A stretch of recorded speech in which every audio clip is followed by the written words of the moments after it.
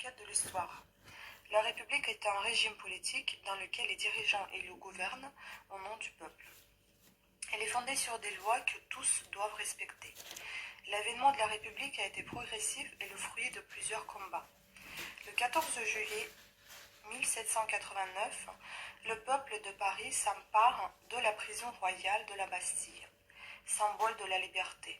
Le 14 juillet est devenu la date de notre fête nationale. À cette époque a été composé l'hymne national, la Marseillaise. Marianne est le symbole de la République.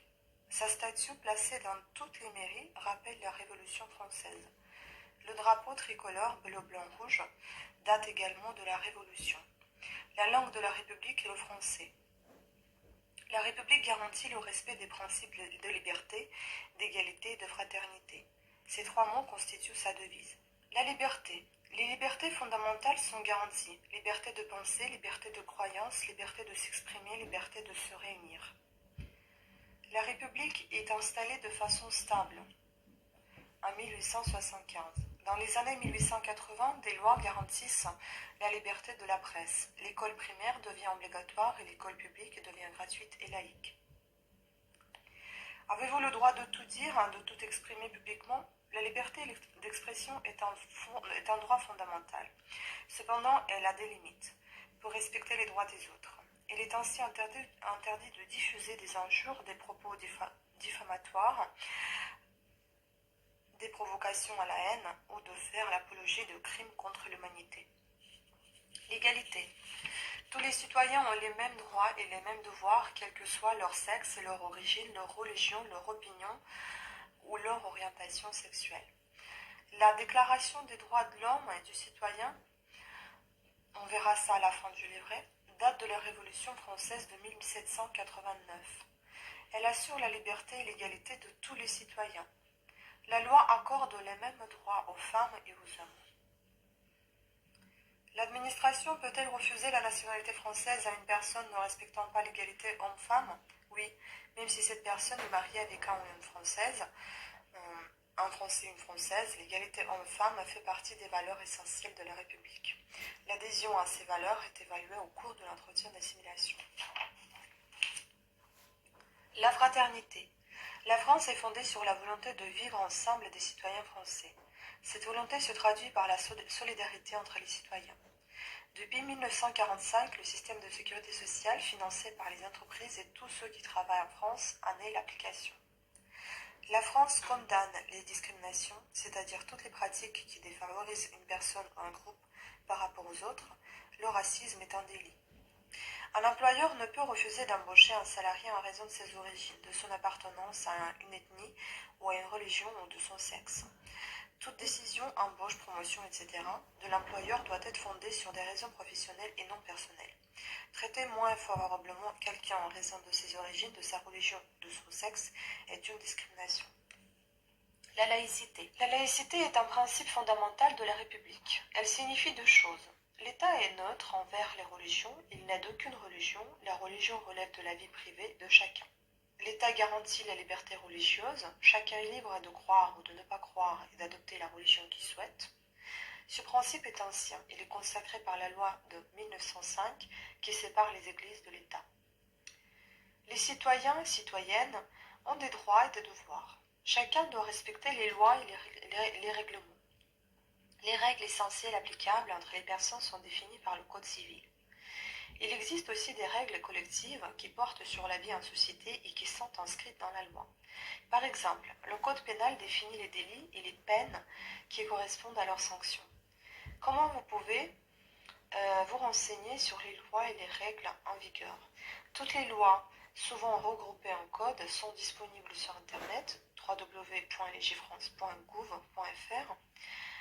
Le site www.vie-public.fr présente les principales règles ainsi que le fonctionnement des institutions.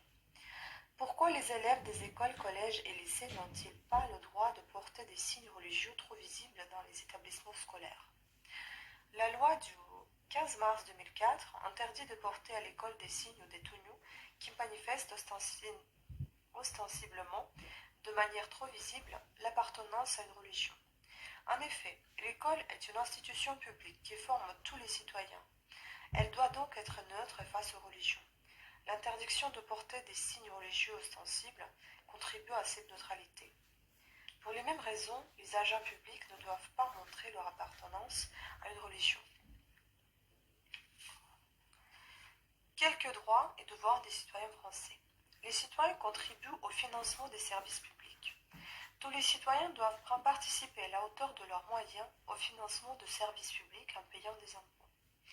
Ils participent au financement de la protection sociale par les cotisations prélevées sur leur salaire. Déclarer ses revenus et payer ses impôts est obligatoire. Tous les citoyens ont accès aux emplois publics. Tous les citoyens ont accès de façon égale aux emplois dans l'administration. Ils sont sélectionnés exclusivement selon leur qualité et leurs compétences. Les citoyens contribuent à la défense nationale. En cas de guerre, tout citoyen peut être appelé dans l'armée à participer à la défense du pays. À partir de 16 ans, les Françaises et les Français doivent se faire recenser à la mairie pour participer à la journée défense et citoyenneté. Une illustration des tirailleurs sénégalais de l'armée française pendant la Première Guerre mondiale entre 1914 et 1918. Cette illustration montre que la mobilisation de tous les Français associant des troupes venues de l'Empire colonial. Parmi les 8 millions de mobilisés, environ 650 000 hommes étaient des soldats de l'Empire colonial, principalement du Maghreb et d'Afrique subsaharienne. La France est une démocratie et un état de droit. Son principe est gouvernement du peuple, par le peuple et pour le peuple. Le pouvoir politique est soumis à la loi. Il doit fonctionner selon les règles. Les lois traitent tous les citoyens de façon égale. L'indépendance de la justice est garantie. Les partis politiques se forment et exercent leur activité librement. L'organisation de l'État est définie par un texte, la Constitution. Notre Constitution actuelle est celle de la Ve République adoptée en 1958. Nos institutions sont fondées sur la séparation des pouvoirs exécutifs, législatifs et judiciaires. Tous les pouvoirs ne doivent pas être exercés par la même autorité. Les principaux responsables de l'État. Le président de la République est élu au suffrage universel pour 5 ans. Il nomme le gouvernement dirigé par le Premier ministre, issu de la majorité aux élections législatives. Le Parlement composé de l'Assemblée nationale et du Sénat vote les lois et contrôle le gouvernement. Les députés à l'Assemblée nationale sont élus tous les 5 ans aux élections législatives. La justice est exercée par les magistrats. Elle sanctionne les infractions à la loi par la prison ou les autres peines prévues par la loi. Elle règle les litiges entre les particuliers ou les entreprises et entre les citoyens et l'administration. Citoyens. Tous les Français et Françaises âgés de plus de 18 ans et qui n'ont pas été privés du droit de vote par un tribunal. Élisent. Régions. Conseillers régionaux élus pour 6 ans. Départements. Conseillers conseillers départementaux élus pour 6 ans. Communes, maires, conseillers municipaux élus pour 6 ans, élisent les sénateurs. Parlement vote les lois au nom du peuple. Il est composé de l'Assemblée nationale et du Sénat, qui contrôle ce Parlement, donc qui contrôle président de la République élu pour 5 ans, qui nomme le Premier ministre, qui nomme le gouvernement, détermine et conduit la politique de la nation. Au niveau local, 3 collectivités exercent des compétences en application des lois de décentralisation. La commune. La France comporte 36 000 communes. Elles sont administrées par un maire et un conseil municipal. Elles sont responsables notamment des écoles maternelles et primaires, des activités sportives et culturelles et l'entretien des rues.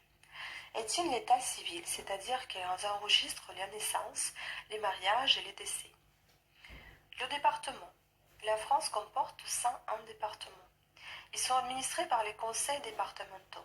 Ils sont responsables notamment des collèges, de la protection de l'enfance, de l'aide aux personnes âgées. La région. Les régions sont administrées par les conseils régionaux. Ils sont en charge notamment des transports publics, de la formation professionnelle, de la construction et de l'entretien des lycées. L'outre-mer. Le territoire français comprend des départements et régions outre-mer, la Guadeloupe, la Guyane, la Martinique, Mayotte et la Réunion. Les collectivités d'outre-mer, comme la Polynésie française, ont un statut qui tient compte de leurs intérêts propres au sein de la République. Dans les départements et les régions de métropole et d'outre-mer, l'État est représenté par les préfets. Le fonctionnement et les valeurs de la société française trouvent leur origine dans son histoire. Les éléments qui suivent ne visent pas à résumer toute l'histoire de France, mais à présenter quelques étapes majeures de sa construction ainsi qu'à rappeler quelques événements qui font partie de la mémoire nationale. Préhistoire, 18 000 ans et 15 000 ans avant Jésus-Christ. La grotte de Lascaux, l'une des plus importantes grottes préhistoriques en France. Elle est connue pour la qualité de ses peintures. On a une petite représentation de la peinture, donc salle des taureaux, cheval brun à crinière noire entre les deux grandes représentations de roc de la paroi de gauche. Antiquité, 50 ans avant Jésus-Christ. À partir des années 50 avant Jésus-Christ, l'installation des Romains a une influence durable car les populations locales adoptent leur mode de vie et la culture latine. On a une représentation de théâtre romain de Range dans la vallée du Rhône. Moyen Âge, 5e siècle, Clovis, 466-511, unifie les royaumes des différents peuples francs.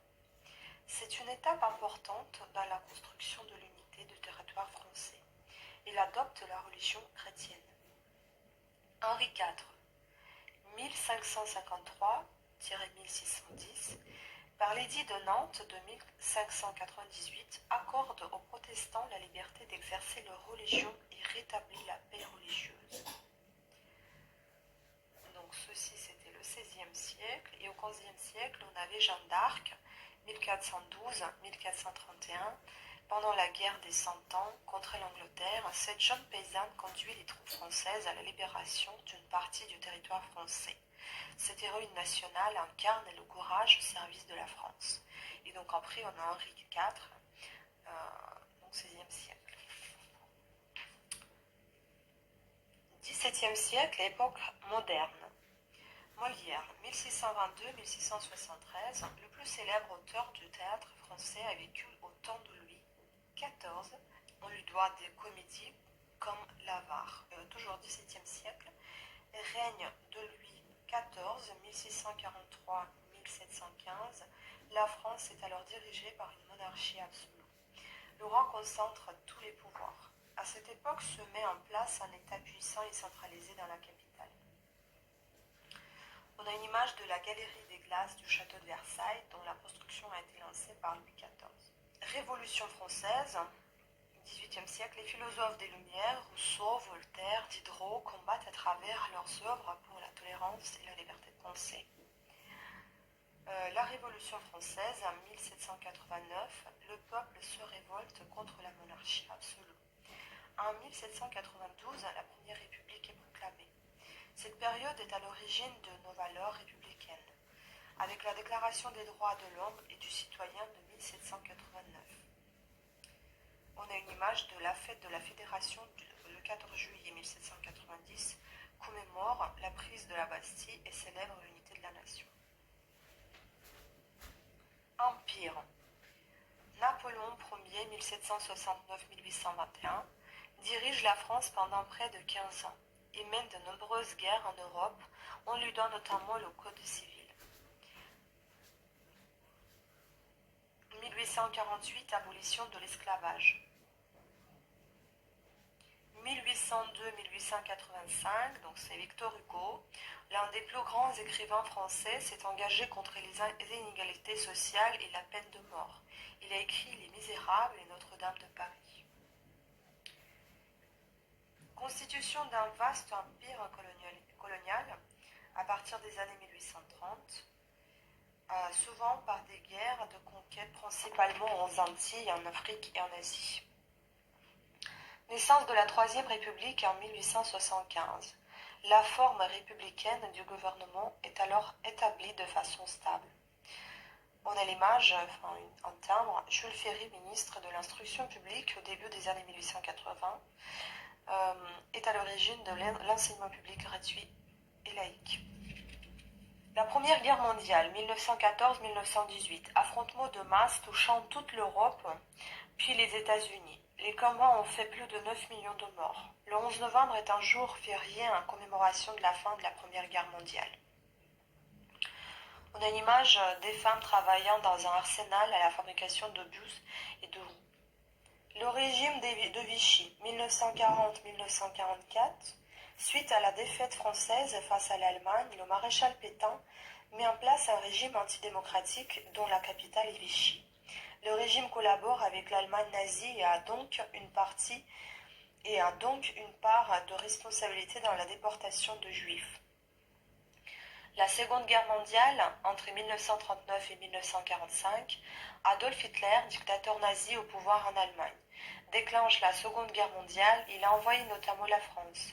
Les nazis mènent les persécutions contre les opposants politiques et exterminent des millions de juifs, tziganes, homosexuels et handicapés. Les historiens estiment que la guerre a fait plus de 50 millions de morts, dont une majorité de civils. Le 8 mai est un jour férié en commémoration de la fin de la Seconde Guerre mondiale.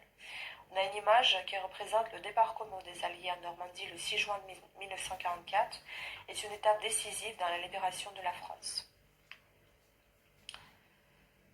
Donc ça, c'était le XXe siècle. Et puis on a quand même Charles de Gaulle, c'est les années 1890 à 1970, chef de la résistance française contre les armées allemandes qui occupent notre pays. Il est artisan de la libération de la France. Bien après la guerre, en 1958, il est à l'origine de nos institutions actuelles, la Ve République. Décolonisation française. 1950-1962. Dans les empires coloniaux européens, les peuples revendiquent leur indépendance. La décolonisation française débute en Asie et s'étend à l'Afrique. Ce processus a donné lieu à des guerres comme celle d'Indochine et d'Algérie. 1950-1981, donc XXe siècle, on est toujours sur la même année. Donc traité de Rome 1957 instaure la communauté économique européenne entre 6 pays d'Europe, dont la France. Son objectif est d'établir une union étroite entre les peuples européens. La construction européenne a fortement contribué à installer la paix en Europe. Donc on a une image de représentation de drapeau européen symbolisant les idées d'unité et d'harmonie entre les Européens. Mai 68. Le mouvement social est initié par des étudiants. Il s'étend aux salariés et au monde ouvrier. Ces grèves et ces manifestations sont parmi les plus importantes du XXe siècle. L'âge de la majorité est fixé à 18 ans, 1974. Loi sur l'interruption volontaire de grossesse en 1975, préparée par Simone Veil, elle autorise l'avortement. Abolition de la peine de mort en 1981 en France. La France est riche. Au fil de son histoire, de nombreuses personnes sont venues s'installer et vivre en France. Beaucoup ont fait le choix de la nationalité française. Elle représente une richesse pour notre communauté. Nombre de grands noms ont ainsi contribué par leur talent au rayonnement de la France. Guillaume Apollinaire, les années 1880-1918, né d'une mère russe et d'un père suisse. On doit notamment à ce poète les recueils Alcool et Calligramme. Joséphine Baker, les années 1906-1975. D'origine américaine, elle est la première chanteuse, danseuse et meneuse de revues noires reconnue. Elle s'illustra dans la résistance lors de la Seconde Guerre mondiale. André Chédid, les années 1920-2011. Né en Égypte, au Caire, d'une mère syrienne et d'un père libanais. C'est une femme de lettres et poète française. Marc Chagall, les années 1887-1985. Peintre d'origine russe, on lui doit notamment la décoration du plafond de l'Opéra de Paris. Valérie Benguigui, des années de vie 1961-2013. D'origine algérienne, cette actrice a tourné dans plusieurs films Le Prénom et séries télévisées Avocat et associés. Georges Charpak, des années de vie 1924-2010. Ce physicien d'origine polonaise, pionnier de l'imagerie biomédicale et de la détection des particules, reçoit le prix Nobel de physique en 1992. Marie Curie, les années de vie 1867-1934. Physicienne née en Pologne. On lui doit la découverte de l'atome au début du XXe siècle. Elle est inhumée au Panthéon. Dalida, 1933-1987. Chanteuse d'origine égyptienne, ses succès populaires sont très nombreux. Bambino, il venait d'avoir 18 ans, laissez-moi danser. Léon Gambetta, 1838-1882. Petit-fils d'un commerçant italien, fervent, républicain, il aide la France à se relever après la défaite de 1870. Il est un des pères de la Troisième République. Françoise Giroud, 1916-2003. D'origine suisse, cette personnalité majeure de la presse française, cofondatrice de l'Express, a été 2 fois secrétaire d'État. Romain Gary, 1914-1980. D'origine russe, c'est le seul écrivain à recevoir le prix Goncourt à 2 reprises. La première fois en 1956 sous son vrai nom pour Les Racines du ciel, la seconde en 1975 sous le pseudonyme d'Émile Ajar pour La vie devant soi. Vassili Kandinsky, 1866-1944, peintre d'origine russe, il est l'un des fondateurs de l'art abstrait. Joseph Kessel, 1898-1979. Ce grand reporter et romancier, né en Argentine, est élu membre de l'Académie française en 1962. Myriam Makeba, 1932-2008. Cette femme engagée dans la lutte contre l'apartheid est la première chanteuse sud-africaine Pata Pata à obtenir un Grammy Award. Alain Mimoun, 1921-2013, athlète d'origine algérienne, cet ancien combattant de la Seconde Guerre mondiale a remporté le marathon des Jeux olympiques en 1956. Georges Moustaki, chanteur d'origine italo-grecque, à partir des années 1960, il s'affirme comme l'un des grands noms de la chanson française. Aaron Taïsieff, 1914-1988, né à Varsovie, ce père de la volcanologie contemporaine a largement contribué à faire connaître au grand public ces disciplines. Léon Zitrone, 1914-1995, né en Russie, ce journaliste deviendra célèbre grâce aux émissions qu'il anime ou co-anime, Interville, Tour de France, commentateur de grands événements. Seuls sont mentionnés ici des personnes naturalisées. Beaucoup d'autres auraient pu être cités. Par ailleurs, la France connaît de nombreux talents, parmi des Français issus de l'immigration comme Michel Platini, Zinedine Zidane, Jamel Debbouze, Gad Elmalek, Marine Dier. La place de la France. Les citoyens français sont des citoyens européens. La France est l'un des pionniers de la construction européenne.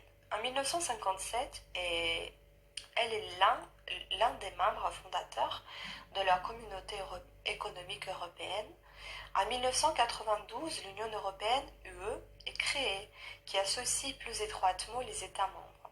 Aujourd'hui, l'Union compte 28 États membres qui partagent des principes démocratiques. La Charte des droits fondamentaux de l'Union européenne, adoptée en 2000, garantit les droits des personnes. Depuis 1992, les citoyens français sont aussi citoyens européens. Ils votent aux élections du Parlement européen tous les 5 ans. Ils sont libres de circuler, de travailler, d'étudier, de s'installer dans les autres pays de l'UE. Dans ce cas, ils peuvent voter aux élections locales du pays dans lequel ils sont installés. Depuis 2000, la France partage avec 17 autres pays membres de l'Union européenne une monnaie unique, l'euro. La France est la 5e puissance mondiale. La France est membre de nombreuses organisations internationales. Elle est membre permanent du Conseil de sécurité de l'Organisation des Nations Unies, ONU. Elle est à l'initiative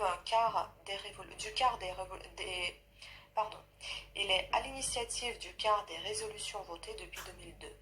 Certaines sont à l'origine d'opérations militaires dans des zones de conflit. La France dans l'Europe et dans le monde. La langue française. Le français est parlé couramment par 200 millions de personnes dans le monde. Les Français ne représentent que 1% de la population mondiale, mais les personnes qui parlent français sont reparties dans 70 pays. L'importance économique de la France. La France compte une centaine de grands groupes de plus de 10 000 salariés. Ces entreprises multinationales françaises sont présentées dans de nombreux pays. L'économie française a des secteurs d'excellence comme l'aéronautique ou le luxe, dont certaines marques sont connues dans le monde entier. Célèbre pour ses monuments et sa culture, la France est la première destination touristique au monde. Le tourisme est un élément essentiel de notre économie. Donc on a deux images qui représentent l'avion A380 Airbus, dont le premier vol a eu lieu en 2005. Et puis une autre, la tour Eiffel, a été construite par l'ingénieur Gustave Eiffel pour l'exposition universelle de 2889. C'est un monument très fréquenté avec plus de 7 millions de visiteurs par an. Quelques caractéristiques de la France et du territoire français.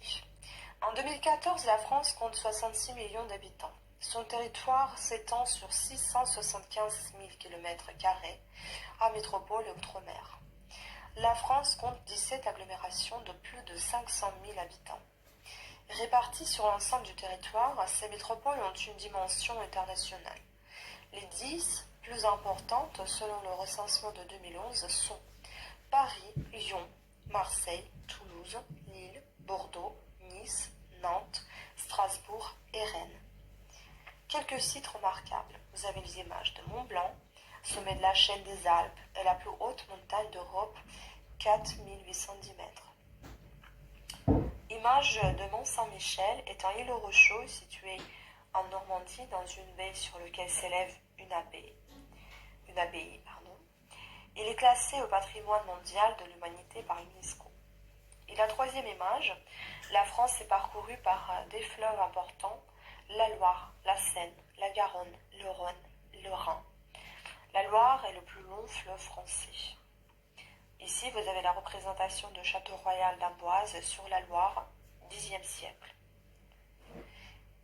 On a également la représentation de la carte administrative des départements de la France. C'est sur la page 23. Et pour terminer, la dernière page de la Déclaration des droits de l'homme et du citoyen de 1789. Article 1er. Les hommes naissent et demeurent libres et égaux en droit. Les distinctions sociales ne peuvent être fondées que sur l'utilité commune. Article 2. Le but de toute association politique est la conservation des droits naturels et imperceptibles de l'homme. Ces droits sont la liberté, la propriété, la sûreté et la résistance à l'oppression. Article 3. Le principe de toute souveraineté réside essentiellement dans la nation. Nul corps, nul individu ne peut exercer l'autorité qui n'en émane expressément. Article 4. La liberté consiste à pouvoir faire tout ce qui ne nuit pas à autrui. Ainsi, l'exercice des droits naturels de chaque homme n'a de borne que celle qui assure aux autres membres de la société la jouissance de ces mêmes droits. Ces bornes ne peuvent être déterminées que par la loi. Article 5. La loi n'a le droit de défendre que les actions nuisibles à la société. Tout ce qui n'est pas défendu par la loi ne peut être empêché et nul ne peut être contraint à faire ce qu'elle n'ordonne pas. Article 6. La loi est l'expression de la volonté générale. Tous les citoyens ont droit de concourir personnellement ou par leurs représentants à sa formation. Elle doit être la même pour tous, soit qu'elle protège, soit qu'elle punisse. Tous les citoyens étant égaux à ses yeux sont également admissibles à toute dignité, place et emploi public selon leurs capacités, et sans autre distinction que celle de leur vertu et de leur talent. Article 7. Nul homme ne peut être accusé, arrêté ni détenu que dans les cas déterminés par la loi, et selon les formes qu'elle a prescrites. Ceux qui sollicitent, expédient, exécutent ou font exécuter des ordres arbitraires doivent être punis. Mais tout citoyen appelé ou saisi en vertu de la loi doit obéir à l'instant. Il se rend coupable par la résistance. Article 8. La loi ne doit établir que des peines strictement évidemment nécessaires et nul ne peut être puni qu'en vertu d'une loi établie et promulguée antérieurement au délit et légalement appliquée. Article 9. Tout homme étant présumé innocent jusqu'à ce qu'il ait été déclaré coupable, s'il est jugé indispensable de l'arrêter, toute rigueur qui ne serait pas nécessaire pour s'assurer que de sa personne doit être sévèrement réprimée par la loi. Article 10. Nul ne doit être inquiété pour ses opinions même religieuses pourvu que leur manifestation ne trouble pas l'ordre public établi par la loi. Article 11. La libre communication des pensées et des opinions est un des droits les plus précieux de l'homme. Tout citoyen peut donc parler, écrire, imprimer librement, sauf à répondre de l'abus de cette liberté dans le cas déterminé par la loi. La garantie des droits de l'homme. Article 12. La garantie des droits de l'homme et du citoyen nécessite une force publique. Cette force est donc constituée pour l'avantage de tous, et non pour l'utilité particulière de ceux auxquels elle est confiée. Article 13. Pour l'entretien de la force publique et pour les dépenses d'administration, une contribution commune est indispensable et doit être également répartie entre tous les citoyens en raison de leurs facultés. Article 14. Tous les citoyens ont le droit de constater par eux-mêmes ou par leurs représentants la nécessité de la contribution publique, de la consentir librement, d'en suivre l'emploi et d'en déterminer la quantité, l'assiette et le recouvrement et la durée. Article 15. La société a le droit de demander compte à tout agent public de son administration. Article 16. Toute société dans laquelle la garantie des droits n'est pas assurée, ni la séparation des pouvoirs déterminée, n'a point de constitution. Article 17. La propriété étant un droit inviolable et sacré, nul ne peut en être privé, si ce n'est lorsque la nécessité publique légalement constatée l'exige évidemment et sous la condition d'une juste et préalable indemnité.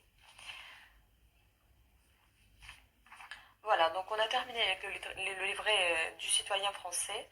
En tout, il comporte 26 pages.